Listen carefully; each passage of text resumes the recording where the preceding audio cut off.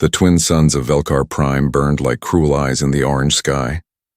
Heat shimmered over the metal platforms of the slave market. The air smelled of dust, oil, and fear. On a raised stage stood Lyra, a young alien girl with pale silver skin and long blue hair that caught the sunlight like silk. Her wrists were bound in glowing chains. Her golden eyes, once full of life, were now empty and lost. Around her, merchants and bounty hunters shouted prices, laughing and pointing as if she were not a person, but an object to be bought. Lyra could still hear her mother's voice in her head. "Forgive us, my child. We had no choice, but she knew the truth. They sold her. Her own family sold her. For money, for safety, for survival. Whatever reason they gave, the result was the same: betrayal." She tried not to cry. Tears only made the crowd laugh harder. The auctioneer, a tall alien with 4 eyes and metallic skin, raised his voice. "Lot number 9. Half-breed female. Strong lungs, healthy heart, clean mind. A perfect servant or companion." The crowd howled with amusement. The price climbed higher and higher. Then through the noise, a quiet voice said, "I'll buy her." The market went silent. Heads turned. Standing at the edge of the crowd was a man unlike the others. His skin was tan, his uniform scorched and torn. He wore a human flight jacket with faded Earth emblems. His name was Captain Ryan Hale, a stranded human explorer whose ship had broken down months ago. The auctioneer frowned. "A human? We don't deal with your kind here." Ryan didn't flinch. His blue eyes were calm but filled with anger. "You deal with credits, don't you?" "My credits are good." He tossed a data chip onto the counter. The auctioneer scanned it and the scanner beeped green. "Accepted." "The girl is yours," the alien sneered. "But don't say I didn't warn you. These kinds bite." Ryan ignored him. He walked up to the stage. Lyra stepped back, trembling. She expected more cruelty. Instead, Ryan knelt down and pressed the release button on her chains. The metal fell with a soft clink. "You're free now," he said quietly. Lyra stared at him in shock. "Free? You bought me to keep them from hurting you," Ryan said. "Come with me," he offered his hand. For a moment, she just looked at it. No one had ever offered her a hand before. Only orders, only chains. Slowly, she placed her trembling fingers in his palm. His grip was warm and steady. As they left the market, the crowd whispered behind them. "Crazy human. Wasted money. She's dangerous." But Ryan didn't care. Outside the city walls, the suns were sinking, painting the sky in red and gold. Ryan's small ship, a scarred old transport called the Horizon, waited on the landing pad. He led Lyra inside. She looked around the cabin. It was small, messy, full of strange human objects, tools, old photos, a worn jacket on a chair. For the first time in her life, she didn't smell fear or blood, only dust, metal, and coffee. Ryan checked the navigation screen. "We'll leave this rock soon. You should rest." Lyra sat in silence. "Why did you save me?" "You don't know me." Ryan paused before answering. "Because no one else would." The engines hummed, lifting them toward the stars. Through the window, Lyra watched the planet grow smaller. The glowing cities of Velkar faded behind them, along with the pain of her past. But deep in the void, a shadow followed them. A black ship, silent and sleek, locked onto their trail. A voice crackled through its speakers. "Target acquired. The girl still carries the crystal. Do not lose her." Lyra didn't know it yet, but the same people who had sold her now wanted her dead. Later that night, Ryan sat in the cockpit while Lyra watched from the doorway. He was repairing a broken control panel, his hands covered in grease. "You can sit," he said without looking up. "I don't know where to sit," she whispered. He smiled faintly and pointed to the co-pilot's chair. "Right there." She sat slowly, folding her hands in her lap. The stars outside streaked past as they jumped into faster-than-light travel. It was beautiful, like falling through rivers of light. "Where are we going?" she asked. "Anywhere but here," Ryan said. "There's a free colony near the edge of human space. You'll be safe there." Lyra hesitated. "And you?" "I'll head back to Earth. Someday, maybe." Silence filled the cockpit. Then she said softly, "Thank you, human." He turned to her. "Ryan, my name's Ryan," she nodded. Lyra, for the first time, she smiled. It was small, uncertain, but real. Ryan smiled back. "Nice to meet you, Lyra." Far behind them, on Velkar Prime, the auctioneer contacted a mysterious buyer. The human took the girl. Yes, she's alive, but the crystal is still inside her. If you want it, send more hunters. The bounty just doubled. The buyer's cold voice replied, then double the fleet. As the horizon drifted deeper into the dark sea of stars, danger was already on its way. But for now, Lyra sat beside the man who had bought her freedom, staring at the endless galaxy outside. For the first time in her life, she dared to believe that maybe, just maybe, there was still something kind left in this universe. The galaxy stretched like an ocean of silver lights outside the small ship horizon. Inside, only the soft hum of engines filled the silence. Lyra sat by the window watching the stars slip by. She had never seen space like this, free, endless, and quiet. For the first time in her life, no one shouted at her, no one pulled her by the chains. But freedom felt strange. It almost hurt. Ryan walked into the cabin, wiping oil from his hands. His shirt was half burned, his eyes tired but kind. We're almost out of Velkar space, he said. After that, they can't track us easily. Lyra nodded but didn't look at him. They will still come, she whispered. Ryan paused. Who? The ones who sold me, and the ones who bought me before you? Her voice trembled. They will not stop. Ryan looked at her closely. There was something deeper in her fear, something she wasn't telling him yet. But he didn't push. Instead, he said softly, then we'll make them regret following. He turned toward the control panel and checked the radar. Everything looked clear, but hidden in the darkness behind them, a shadow moved, a ship running without lights following their trail. Hours later, Lyra walked through the narrow hallway of the ship. She touched the cold metal wall, still unsure if this was real. In her mind, the sound of chains still echoed. She entered the small dining area where Ryan sat, eating something from a silver pouch. He looked up. You hungry? She hesitated. I don't eat human food. He smiled. Lucky you. It tastes terrible. For the first time, she gave a tiny laugh. It sounded shy, fragile, but it made Ryan smile wider. He slid a cup of water toward her. Drink, it's clean. As she drank, she whispered, Why are you being kind to me? Ryan leaned back. Because kindness is the only thing that makes us human. Lyra looked down at her hands. My people call humans dangerous, violent, Ryan shrugged. They're right, we can be. But sometimes danger is what keeps monsters away. Something in his voice made her look up. Behind those calm blue eyes was pain, something heavy he never spoke of. She didn't ask, but she could feel it. Suddenly, the ship jolted hard. The alarm blared. Lyra dropped her cup as the floor shook. Ryan jumped to the controls. We're hit! Through the window, 3 dark ships appeared, their weapons flashing bright red.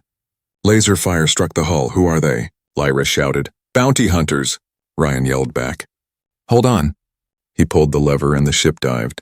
Alarm screamed as sparks flew from the ceiling. Lyra clutched the chair, her heart racing. Can't we escape? She cried. I'm trying, Ryan shouted, twisting the ship through a storm of asteroids. The hunters followed, firing nonstop. The ship spun, debris smashing against the hull. One engine burst into flames. Ryan slammed the emergency release, flooding the cabin with white mist. Lyra screamed as the ship spiraled downward toward a glowing planet below. We're going to crash. Not today, Ryan roared. He hit a sequence of buttons, forcing the ship to dive at full speed into the planet's upper atmosphere. Fire surrounded them. The metal creaked. The screens flickered. Then silence. They broke through the clouds, falling toward a vast ocean. At the last second, Ryan pulled the controls. The ship slammed into the waves, sending up a wall of water, then floated, smoking but alive. For a moment, neither spoke. Just the sound of the sea and their heavy breathing filled the air. Ryan stood, chest heaving. You okay? Lyra nodded weakly, shaking. I think so, he smiled faintly. Good, because we're not done yet, she frowned. They'll come again. Ryan walked to a locker and pulled out a blaster rifle. Then we'll be ready. Lyra hesitated, then said quietly, There's something you should know. Ryan looked at her. What is it? She touched her chest just above her heart. A faint blue glow shimmered beneath her skin. They're not chasing me because I'm a slave. They're chasing me because of this. Ryan's eyes widened. What is it? It's a crystal core, she whispered. A living energy. It was fused to me when I was a child. It powers ships, weapons, even cities. To them I am a walking treasure. Ryan cursed under his breath. So they'll never stop. She nodded, tears in her eyes. I never asked for this. I just wanted to live. Ryan put a hand on her shoulder. Then we'll make sure you do. Their eyes met. Two souls from different worlds, both hunted, both scarred. That night, the horizon drifted quietly over the alien sea. Ryan sat at the console, watching the radar for more enemies. Lyra stood beside him, wrapped in a blanket, still shaking. Can I trust you? She asked suddenly. He turned to her. I'm the only one who hasn't hurt you yet. Isn't that a start? She looked away but nodded. You risked your life for me. I don't understand humans, Ryan smiled faintly. Most humans don't understand themselves either. Outside, the stars glowed faintly over the water. The galaxy looked peaceful, hiding its dangers and beauty. But far above them, in the darkness of orbit, the bounty ships regrouped. A transmission buzzed through their radios. Target alive. Pursuing again. Inside the ship, Lyra closed her eyes, finally falling asleep in the co-pilot's chair. Ryan covered her with his jacket and stared out the window. He whispered softly to himself, I'll get you somewhere safe, kid. No matter what it takes. But deep down he knew there was no safe place left in this galaxy. Somewhere in the darkness. Fate had already chosen them for something bigger. Something that would change both human and alien worlds forever. The small ship Horizon drifted above the quiet ocean of the unknown planet. Its hull was cracked, one engine silent, and smoke curled from the vents. Inside, the lights flickered weakly. Ryan was asleep in the pilot's chair, exhaustion heavy on his face. For days he had flown, fought, and repaired without rest. Lyra sat nearby, wrapped in his old jacket, watching him. The jacket was far too big for her, smelling of metal, oil, and safety. She touched the glowing mark on her chest, the crystal heart that had cursed her life. It pulsed faintly in rhythm with her own heartbeat. She hated it, hated what it made her. Quietly, she stood and walked toward the medbay. The mirror reflected her pale skin, the faint scars from the chains, and her tired eyes. She didn't look like the girl who once dreamed of freedom. She looked like a weapon. Ryan woke to the sound of the engines failing again. He rushed to the control panel, fingers moving fast over the buttons. Not now, he muttered. Come on, Horizon, hold together. Lyra entered the cockpit. We can't stay up here, can we? He shook his head. No, we'll have to land. That ocean's full of storms. There's land on the northern scanner, but it's rocky. Still, it's our only chance. She looked worried. If they find us. They won't, he said firmly. Not if I can help it. He smiled at her, trying to give her courage. But she could see the pain in his eyes, the hidden fear that maybe he couldn't protect her forever. The ship rattled violently as it descended through storm clouds. Lightning danced across the sky, painting everything white and blue. Rain hit the hull like bullets. Lyra grabbed the seat's edge, her hair flying wildly in the air pressure. Ryan, I see it. He yelled, wrestling the controls. Brace yourself. The Horizon crashed onto a rocky plateau with a thunderous roar. Metal screeched. Sparks flew. Then silence. When the smoke cleared, Ryan coughed and looked around. You alive? Lyra nodded weakly, holding her arm.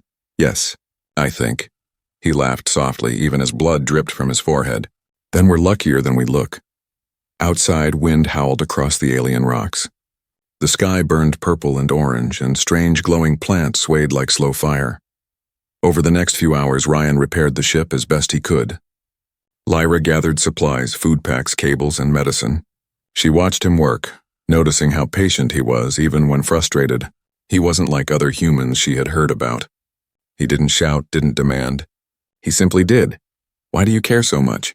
She asked quietly. Ryan didn't look up. Because I know what it feels like to be left behind. She frowned. Someone left you? He paused, then gave a sad smile. Someone. And something. My home, my crew, my family. Gone a long time ago. Lyra said nothing. She understood too well. The silence between them was heavy but warm, like two broken souls sharing the same wound. That night, the storm ended. The sky cleared and two moons rose above the horizon. Lyra sat outside the ship, watching their reflection in a small pool of rainwater. Ryan joined her, carrying a blanket and two small metal cups. Hot drink, he said. Don't ask what's in it. She smiled slightly and took a sip. It was bitter, but it warmed her chest. Thank you, she said softly. He nodded, sitting beside her. The wind was cool now, gentle. For a moment it felt almost peaceful. Then she spoke again, voice trembling. Ryan, There's something I never told you. He looked at her. What is it? The crystal. It's not just energy. It's alive. It listens. It remembers. It connects to others like it, Ryan frowned. So that's how they're tracking us? She nodded, tears in her eyes. Yes, because of me, they'll find you too. You should have left me. He shook his head firmly. I don't leave people to die. Not anymore, Lyra looked at him, shocked. Why? You risk everything for someone you barely know. Because someone once did the same for me, he said, and I failed to save them. Maybe this time. I can make it right. A distant sound broke the moment, a low, rumbling hum from the clouds. Ryan stood instantly scanning the horizon. Lights flickered in the sky. Ships. They found us, he whispered. Lyra's body stiffened, panic rising in her chest. We have to run. Ryan grabbed his blaster and shouted, Go inside! Seal the door! Lyra hesitated. What about you? He looked at her once, eyes full of calm fire. Trust me. She ran back into the ship, the door closing behind her. Outside, Ryan faced the approaching ships, lightning flashing around him. He could see their symbols, Velkar slavers. He raised his weapon alone against the storm. Inside, Lyra clutched her chest as the crystal pulsed faster, glowing through her skin. She could feel Ryan's heartbeat across the field, through the energy between them. The crystal responded to his courage, to his pain. Then suddenly it pulsed once more, and she saw flashes in her mind. His memories. A burning ship. A lost crew. A human boy shouting her same words, Don't leave me. Tears fell from her eyes. Ryan, she whispered. You're fighting for me the way no one ever fought for you. Outside, the slaver ships landed with thunderous force. Ryan took a breath, aimed his blaster and whispered, Let's see if humanity's still worth fearing. The night sky over the alien plateau burned red. Slaver ships descended like hunting beasts, their engines roaring through the dark. The air shook with power as the ship's searchlights cut through the dust and smoke. Ryan Hale stood alone beside his broken ship, the horizon, holding a blaster that hummed weakly in his hands. He was outnumbered, outgunned, and out of luck, but not out of courage. Inside the ship, Lyra crouched near the sealed door, trembling. The blue light from her chest, the crystal heart, glowed brighter with every beat. It reacted to her fear, pulsing like a living flame. Ryan, she whispered to herself, Don't fight them. Please don't fight them. But outside, Ryan was already facing the enemy. The slavers spread out in formation. Black armor, glowing visors, weapons crackling with energy. Their leader, a tall alien with scarred skin and metal implants, stepped forward. Human, he said coldly. You have something that belongs to us. Ryan raised his blaster. She doesn't belong to anyone, the alien smirked. Then you will die for your mistake, Ryan fired first. A flash of blue light cut through the air. One slaver fell, then another. But there were too many. Energy bolts rained down on him from every side. He rolled behind a rock, blaster overheating, sweat dripping down his face. Inside the ship, Lyra's crystal glowed brighter, sensing his pain, his anger. She closed her eyes, feeling every pulse like a heartbeat shared between them. I can't let him die for me, she whispered. She placed her hand over her heart. The crystal burned with heat. She screamed, but the scream turned into light. Energy flowed through her veins, covering her skin with glowing symbols. Outside, Ryan was cornered. His blaster clicked empty. He stared at the leader, who raised a glowing spear toward his chest. Any last words, human? Ryan spat blood and smiled. Yeah. Duck. The alien frowned, and then a blinding blast of blue light tore through the battlefield. The ground shook. The air rippled like water. Every slaver was thrown backward. At the center of it all stood Lyra, floating above the ground, her hair flowing like silk flames, her eyes glowing pure gold. The crystal in her chest blazed like a miniature star. Ryan stared in disbelief. Lyra, what are you doing? She didn't answer. Her voice echoed like thunder and song. Leave him alone. She raised her hands and arcs of energy exploded from her palms.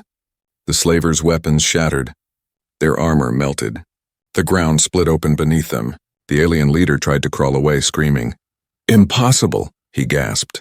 No one can control that kind of power. Lyra's eyes flickered with tears as she stepped forward. I don't control it. I am it? Ryan ran toward her through the smoke. Lyra, stop! You'll burn yourself out. She turned to him, her expression soft but full of pain. If I stop, you die. They'll never stop chasing us. He shook his head. We'll find another way. But it was too late. The crystal's light consumed her body. The power grew unstable. The ground began to crack apart, glowing blue. Ryan grabbed her hand. Lyra, look at me. Her glowing eyes met his. You gave me freedom, Ryan. Now I'll give you life. The words broke his heart. No, I didn't save you to lose you. Her lips trembled into a faint smile. You didn't lose me. You found me. She pushed him away with a burst of force that sent him flying backward, just as her body exploded into light. The sky turned white. The ships vanished in a wave of energy. The desert melted into glass. Then silence. When Ryan opened his eyes, everything was still. The slavers were gone, nothing left but ash and twisted metal. The air shimmered with fading light. He staggered to his feet, searching frantically. Lyra! There was no answer. Only the soft hum of the dying wind. Then he saw it, a small glowing shard on the ground. The last piece of her crystal heart pulsing faintly. He picked it up with shaking hands. Lyra, he whispered. You didn't have to do this. The shard flickered once and he heard her voice, soft, distant like a memory carried by the stars. Promise me, Ryan, don't let my death be the end of us. He clenched the crystal to his chest, eyes burning. I promise. As dawn broke over the shattered landscape, Ryan sat beside the ruins of the horizon. He was alone again, but this time something had changed. The shard pulsed against his chest, warm and alive. A faint light spread from it, seeping into his veins. For a brief moment he thought he saw her reflection in the rising sun, smiling, unafraid. He whispered, You're still here, aren't you? The wind moved softly around him, carrying the scent of rain and lightning. Far away beyond the atmosphere, a small drone recorded everything, the blast, the bodies, the human survivor holding the crystal. On a distant station, a voice growled through static, She's gone. But the human carries the core. Retrieve it, at any cost. The hunt wasn't over. It had only just begun. The sky was quiet for the first time in days. The wreck of the horizon rested between strange glowing trees on an unknown world, half buried in silver sand. Wind carried a soft hum, almost like a whisper. It was peaceful, but it didn't feel empty. Ryan Hale sat by the remains of a campfire, the shard of Lyra's crystal in his hand. It pulsed softly like a heartbeat that refused to die. Every time it glowed, he could almost feel her presence, warm, gentle, watching. Still here, aren't you? He murmured. The shard flickered twice, as if answering him. Ryan smiled weakly. Guess that's a yes. He looked around. The planet was unlike anything he'd seen. Trees rose like glass pillars, their branches glowing with blue veins. Rivers of light flowed through the ground, and the air shimmered faintly with energy. When he closed his eyes, he could almost hear it breathing. Alive, aware. This place, he whispered. It's like her. Days passed. Ryan rebuilt what he could from the ship's remains. Tools, shelter, scanners. The nights were cold, but the light from Lyra's shard kept him warm. Every night he dreamed of her. Her laughter, her fear, her voice saying, Don't let my death be the end of us. Sometimes he'd wake to see the shard floating in the air, glowing brighter than before. When he touched it, his mind filled with visions, Lyra's memories, her world, her pain, and something new, her hope. He realized she wasn't gone completely. Somehow a part of her still lived within the crystal, and within him. One morning, while exploring the glowing forest, Ryan noticed footprints in the soft dust. They weren't his. He crouched down, scanning the tracks. Three-toed, lightweight, not slavers, something local. He followed the trail until it led to a clearing filled with flowers that emitted soft light. In the center stood a small alien creature, humanoid but smaller, with bright green eyes and soft silver fur. It tilted its head curiously. Human, it said in a voice like wind chimes.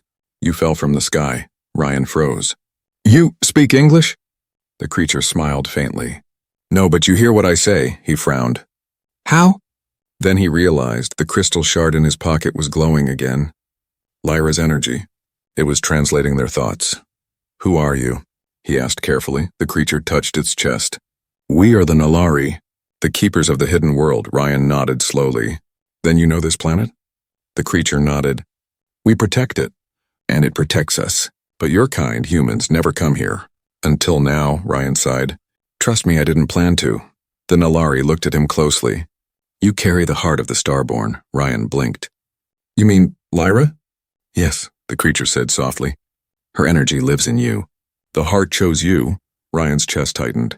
She saved me. At the cost of herself. The Nalari stepped closer. Then perhaps she did not die. Perhaps she changed. That night Ryan returned to camp, his thoughts heavy. The shard glowed faintly in his hand. He whispered, If you're still out there, Lyra, give me a sign. The air shimmered. The trees glowed brighter. The rivers of light pulsed faster. And suddenly the shard rose from his palm, hovering in front of him. A soft voice filled the air, Lyra's voice. Ryan, he froze. His heart nearly stopped. Lyra? The light grew stronger, shaping into her silhouette, faint like smoke and starlight. She smiled gently.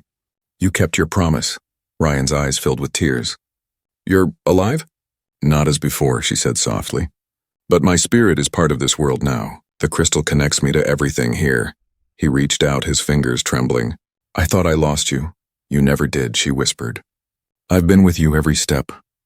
Ryan laughed softly, shaking his head. You always find a way to surprise me. Her voice grew tender. And you always find a way to care, even when it hurts. For a moment, neither spoke. Just the soft hum of the living world around them. Then Lyra looked toward the sky. They're coming again, Ryan, the slavers. They can feel my energy through you. Ryan's face hardened. Then they'll find more than they bargained for. Lyra looked at him with quiet pride. You've changed, he smiled faintly. Maybe you changed me. The next day, Ryan and the Nalari began preparing defenses. The creatures, though peaceful, understood survival. They helped him set up barriers made of glowing roots that pulsed with the planet's energy. Ryan modified his blaster using crystal fragments, creating a weapon that could channel the same energy as Lyra's light. Night fell. The stars shimmered. The shard glowed steady against his chest. He whispered, Lyra, if I fall, promise you'll live on. Her soft voice echoed in his mind. No, Ryan, we live together. That was always the promise. At dawn, scanners detected movement, ships entering orbit. Ryan stood at the edge of the glowing forest, weapon ready, heart steady. Behind him, the Nalari whispered prayers to the living world. The sky split with fire as the first slaver ships descended. Ryan tightened his grip on the weapon. The shard pulsed once, twice like a heartbeat in sync with his own. Lyra's voice whispered inside him. We fight together. He smiled, his eyes glowing faint blue from the shard's power. Together, he said. And as the first wave of enemy fire tore through the clouds, the man who once saved a slave girl became something more. A bridge between human courage and alien light. A symbol of what love could do when even death couldn't stop it. The dawn on the hidden world burned gold and silver. For a moment, everything was still. The glowing trees, the rivers of light, even the wind seemed to wait. But Ryan Hale could feel it, the calm before the storm. He stood on a rocky ridge above the valley, wearing a half-broken combat suit patched with alien material. Around his neck hung Lyra's crystal shard, glowing steady against his chest. Every beat of its light pulsed through him like a living rhythm, hers and his joined. In the distance, the clouds began to twist. Then came the sound, deep, rumbling, endless. The slaver fleet had returned. Massive ships, black as night, descended through the atmosphere, cutting the clouds open like knives. Their shadows stretched for miles. The ground trembled beneath their engines. The masters of Velkar had found the one thing they couldn't buy, the heart that defied them. Ryan pressed his hand to the shard. They're here, he whispered. Lyra's voice echoed inside his mind, soft but strong. I can feel them. So many souls chained by greed, he nodded. Then we break the chains. Around him, the Nalari gathered, small, luminous beings with bright eyes and glowing staffs. They weren't soldiers, but they were protectors of this world, and Ryan had become one of them. The Nalari leader, Elion, stepped forward. Human, you carry the Starborn's power. The forest listens to you now. Will you call it? Ryan looked at the glowing valley. He took a deep breath and placed his palm on the ground. The crystal flared, and the world responded. The rivers of light brightened. The trees swayed, though there was no wind. The ground beneath him thrummed like a living heart. The hidden world was awake. The slavers landed in formation, hundreds of armored troops spilling from their ships like locusts. The leader, a towering alien named Vorak, stepped out, his armor shining with cruel silver edges. "Ryan Hale," he shouted, his voice amplified by machines. "You've stolen our property and the core, the girl, the power. Surrender it or we'll burn this planet to dust." Ryan's jaw tightened. "She's not your property. She's Lyra." Vorak laughed, a cold mechanical sound. "Then you'll die with her name on your lips." He raised his arm. Fire! Blazing red energy filled the valley. Explosions tore through the glowing fields. The Nalari screamed, running for cover. Ryan raised his weapon, a modified with Lyra's energy, and fired. Blue light cut through the air, slicing enemy ships apart in a single flash. Each shot was stronger than human technology should allow. The crystal shard burned against his skin, feeding him its power, feeding him her. "Lyra," he whispered through the noise. "I'm not alone, am I?" "Never," her voice replied inside him. "I'm with you, always." Ryan moved like lightning, human strength enhanced by alien light. He leaped across the battlefield, every strike creating waves of energy that threw enemies into the air. The Nahlari fought beside him, their staffs glowing with light from the ground itself. Roots burst through the soil, wrapping around enemy ships and dragging them down. The planet was fighting back, but the slavers were endless. For every one that fell, 10 more came. Vorak activated a massive weapon, a dark sphere glowing red. "Let's see your little heart handle this, human." He hurled it into the sky. The sphere split open, releasing a pulse of destruction that spread across the horizon. The trees withered, rivers turned dark, and the light of the world began to fade. Ryan fell to his knees, the crystal dimming. "No," he whispered. "Lyra, it's too strong." "Then stop holding back," she whispered in his mind. "Let me in," he hesitated. "If I do, you might disappear forever. I'd rather vanish as light than live as shadow. Together, Ryan, now." He gritted his teeth, tears mixing with dirt. Together, he pressed the shard into his chest. The world exploded in white. The power surged through him, a storm of light, fire, and love. His body lifted from the ground, his eyes glowing gold like hers once did. His voice echoed with 2 tones, his and Lyra's united. When Vorak looked up, he saw not a man but a being of light standing against the sky, half human, half starborn. Impossible. The slaver gasped. Ryan raised his hands. "You took her life. You took countless others. No more." He unleashed a wave of energy that tore through the battlefield. Ships melted in midair. Weapons turned to dust. The red pulse shattered and vanished into light. When it was over, the sky cleared. The fleet was gone. Only quiet remained. Ryan fell to the ground, breathing hard. The glow around him dimmed. He looked at his hands. Faint lines of light still moved beneath his skin. "Lyra?" he whispered. "I'm here," her voice said gently. He smiled weakly. "You did it. We did it," she corrected. "The world is safe, and for now." He looked up at the sunrise. The Nalari began to emerge from the forest, their glowing eyes full of awe. Elian approached and bowed. "You are one of us now, Lightbearer." Ryan looked at the horizon where golden light met silver clouds. "No, I'm still human." But maybe that's enough. The shard pulsed one last time, warm against his heart, not as a weapon, but as a promise. And as the hidden world healed, its rivers glowing bright again, the legend of the human and the starborn began to spread, a story whispered by starlight across galaxies. The war was over, but the silence that followed felt heavier than battle. The hidden world rested under a pale golden sky. The once scorched fields now shimmered again with blue light. Rivers of energy flowed peacefully through the valley, carrying whispers of life and memory. Every leaf glowed faintly like it remembered the one who had saved it. Ryan Hale stood on the highest ridge overlooking the vast horizon. His armor was cracked, his hands scarred, his eyes tired but alive. The crystal shard that had once hung at his neck was now fused into his chest, pulsing faintly in rhythm with his heart. It no longer burned with raw power. It simply glowed softly, warm, living, gentle. He placed a hand over it. "You're quiet today," he said softly. And then from somewhere deep inside him her voice came, gentle as starlight. "Because for once the galaxy isn't screaming." Ryan smiled faintly. "You sound peaceful." "Maybe I am," Lyra replied. "This world breathes again. And so do you." He looked across the valley where the Nahlari were rebuilding, weaving their glowing roots into homes, healing the wounded, planting new seeds of light. The hidden world was no longer just a secret planet. It was becoming a sanctuary for humans, aliens, and anyone who sought freedom. That night they lit a fire in the heart of the valley, the first light of peace. Ryan sat among the Nahlari. They told stories in their musical voices, stories of the human light-bearer and the starborn girl who fought together against the darkness. He laughed softly. "You make it sound like a fairy tale." Alien, the Nahlari leader, smiled. "All truth becomes a story, Ryan, but the best ones never end." Ryan looked up at the sky.